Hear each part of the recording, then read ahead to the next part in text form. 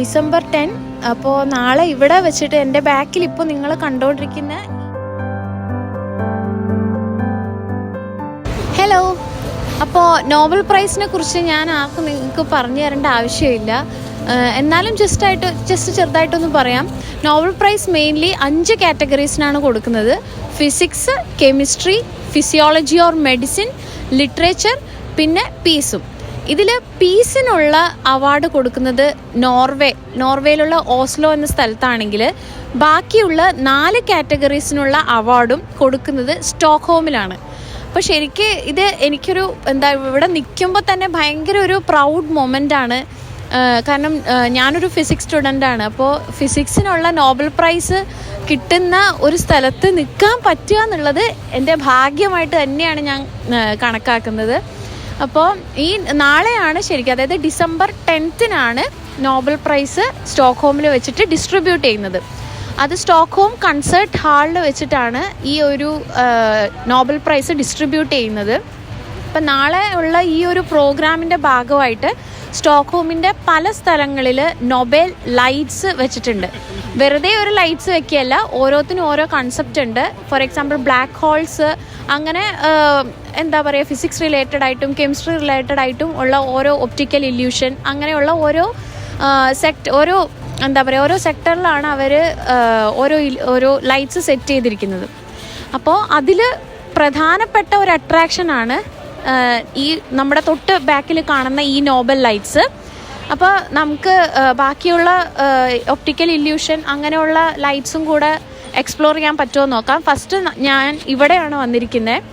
അതിനുശേഷം പറ്റുവാണെങ്കിൽ നമുക്ക് ബാക്കിയുള്ള ലൈറ്റ്സും കൂടെ ഞാൻ ഈ വീഡിയോയിൽ ഇൻക്ലൂഡ് ചെയ്യാം. അപ്പം നമുക്ക് വീഡിയോയിലേക്ക് പോയാലോ.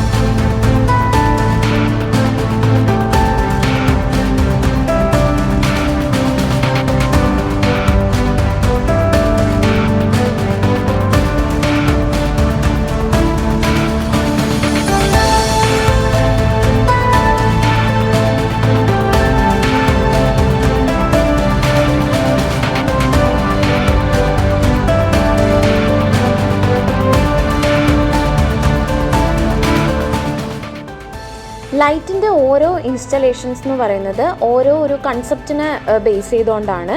ഇത് 1932 വെർണർ ഹെയ്സൻബർഗിന് ക്വാണ്ടം മെക്കാനിക്സിൽ നോബൽ പ്രൈസ് വിൻ ചെയ്തിട്ടുണ്ടായിരുന്നു. അപ്പോൾ ആ തിയറീനെ ബേസ് ചെയ്തിട്ടുള്ള ഒരു ഇൻസ്റ്റലേഷനായിരുന്നു ഇത്. അതുപോലെ ബ്ലാക്ക് ഹോൾ, ഒപ്റ്റിക്കൽ ഇല്യൂഷൻ, ഓരോ വർഷവും നോബൽ പ്രൈസ് കിട്ടിയതിനെ ബേസ് ചെയ്തിട്ടുള്ള ഇൻസ്റ്റലേഷൻസ് ആയിരുന്നു ഓരോന്നും. ഇത് ബ്ലാക്ക് ഹോളിനെ റെപ്രസെൻ്റ് ചെയ്യുന്ന ഒരു ഇൻസ്റ്റലേഷൻ ആയിരുന്നു. അങ്ങനെ സിറ്റിയിലെ ഓരോ ഇൻസ്റ്റലേഷൻസിനും ഓരോ മീനിങ് ഉണ്ട്. അപ്പോൾ പറ്റാവുന്നത്രയും ഞാൻ കവർ ചെയ്തിട്ടുണ്ട്. അതൊക്കെ ഞാൻ വീഡിയോയിൽ ഇൻക്ലൂഡ് ചെയ്തിട്ടുണ്ട്. അപ്പോൾ എല്ലാവരും കണ്ടു നോക്കുക.